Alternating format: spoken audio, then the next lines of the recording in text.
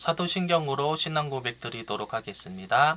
전능하사 천지를 만드신 하나님 아버지를 내가 믿사오며 그 외아들 우리 주 예수 그리스도를 믿사오니 이는 성령으로 잉태하사 동정녀 마리에게 나시고 본디오 빌라도에게 고난을 받으사 십자가에 못 박혀 죽으시고 장사한 지 사흘 만에 죽은 자 가운데서 다시 살아나시며 하늘에 오르사 전능하신 하나님의 우편현재 계시다가 저희로서 산자와 존자를 심판하러 오시리라. 성령을 믿사오며 거룩한 공예와 성도가 서로 교통하는 것과 죄를 사하여 주시는 것과 종이 다시 사는 것과 영원히 사는 것을 믿사옵나이다. 아멘.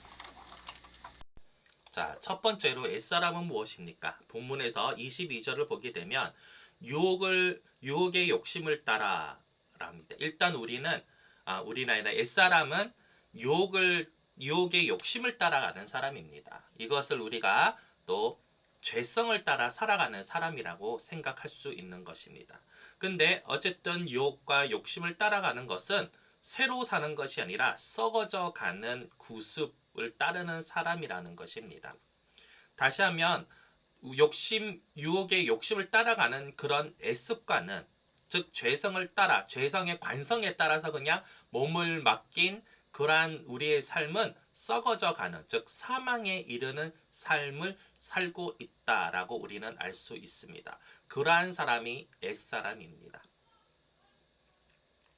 자, 그런데 이 옛사람이 그러면 성경 안에만 있는 것일까요?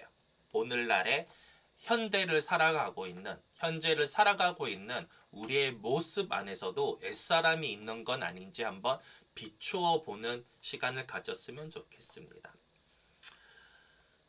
우리가 세상에서 배우는, 사회에서 배우는 것은 우리의 능력을 극대화시켜서 그리고 너희 마음에 끌리는 대로 살아가라고 합니다. 물론 법과 윤리의 테두리에서 벗어나면 안 되겠지만 나머지가 허용하고 있는 부분에 대해서는 그 기준점은 우리의 욕구와 욕심에 따라서 살아가는 것이죠. 좀 더 아름답고 좀 더 좋은 것을 누리려고 더 많은 돈을 벌어야 되고 더 많이 공부하는 거죠. 방향이 다 그런 쪽이라는 것입니다. 물론 그 중에서도 숭고한 정신을 가지고 살아가시는 분들은 분명히 존재합니다. 저는 대다수의 사람들을 말하는 것이지요. 저 또한 그러한 삶을 살아가고 있었던 적도 있고 그것이 잘못되었다고 생각이 한 적도 없었던 그런 젊은 시절, 어린 시절이 있었던 거죠. 네. 근데 이제 하나님을 만나면 만날수록 저쪽의 저 방향은 우리의 욕심과 욕구대로 가는 그 방향은 잘못된 것이구나. 우리는 하나님의 뜻대로 살아가는 삶을 살아야 되는 거구나 라는 것을 조금씩 깨달아가는 단계입니다.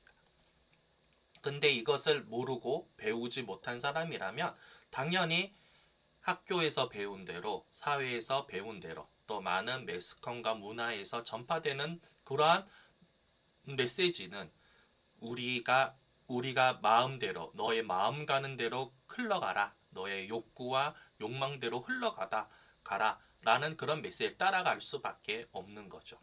어떻게 보면 많이 안타깝고 불쌍한 상황이 되어가는 것이죠.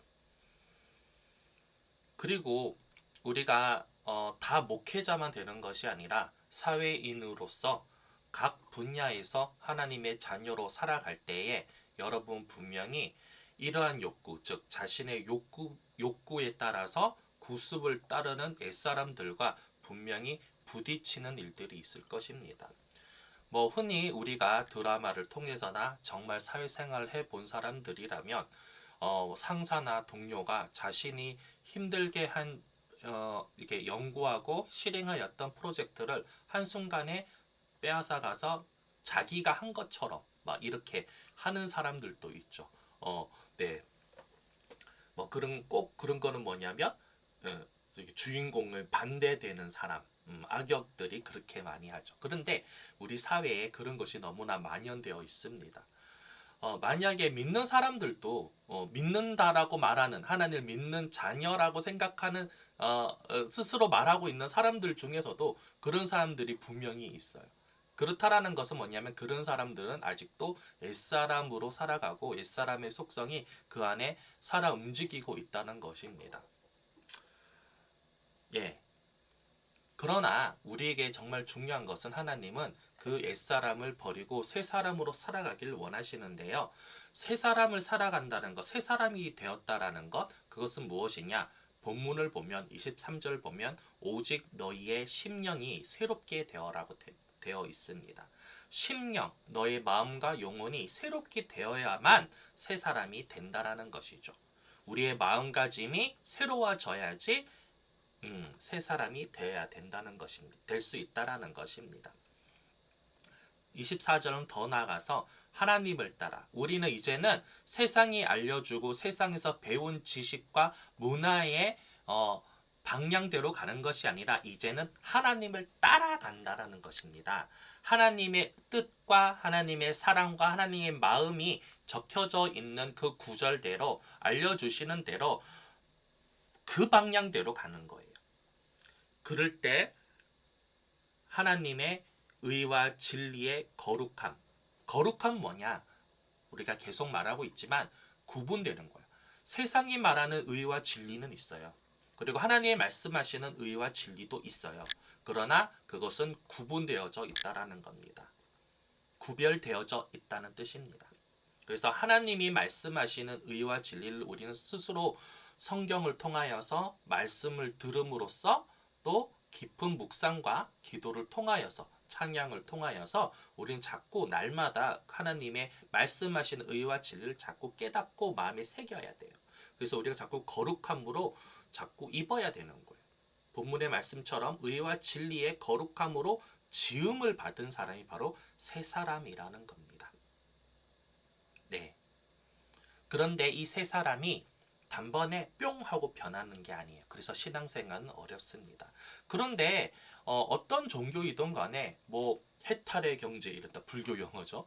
뭐 이렇게 어떤 경지에 오르기가 어려워요. 우리도 뭐 해탈이라는 말을 쓰지 않지만 세 사람의 경지에 이르기까지는 사실 어렵습니다. 그렇다고 포기합니까? 아닙니다. 하나님께서 말씀을 해놓으셨죠. 너희가 그리스도의 장사한 분량을 이루라 그랬잖아요. 그것이 바로 새 사람을 입는 거고 자꾸 우리가 날마다 그쪽 방향으로 가야 돼요.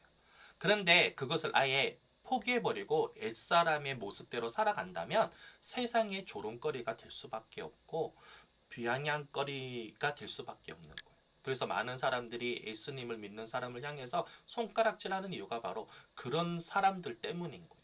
그런데 그런 사람이 나일 수도 있어요. 여러분일 수도 있어요. 날마다 우리는 내 안에 옛사람과 구습을 따라가는 모습이 있지 않는지를 항상 반성하고 점검해야 되는 점 있습니다. 그리고 더 나아가서 우리가 날마다 오늘 하나님이 주신 내게 주신 의와 진리가 무엇인지 그 거룩함을 어떻게 입어야 되어서 어떻게 이 하루하루를 살아가야 할지를 항상 묵상하고 연구하고 노력해야지 그래야지 새 사람으로 한 걸음 한 걸음 가는 겁니다.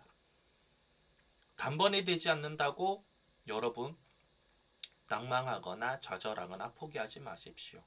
하나님은 이런 과정을 통하여서 우리가 날마다 애쓰는 모습을 원하고 계시는 줄 믿습니다.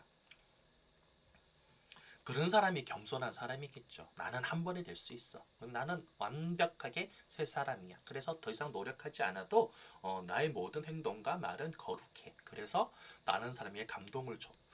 왠지 좀 이질감이 있지 않나요? 네.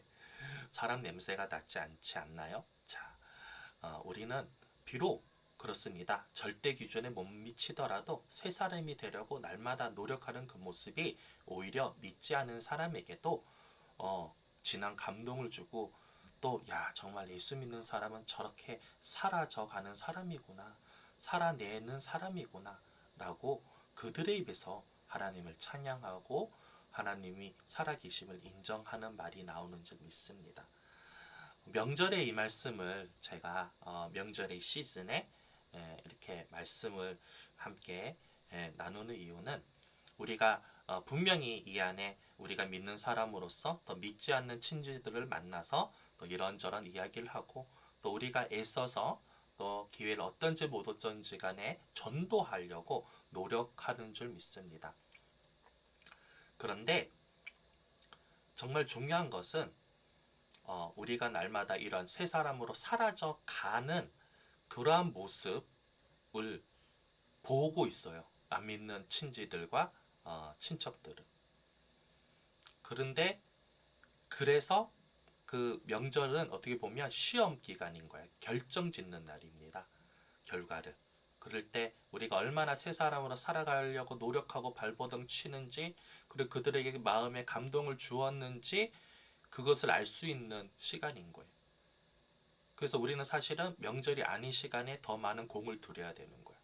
우리 친지를 만나서 전도하기 위해서는 말입니다. 예, 행여나 오늘 연휴가 내일까지 또 연장으로 또 쉬시는 분들이 많이 계신데 분되거나 화날 일이 있을 수 있어요. 부당한 일을 당할 수도 있습니다.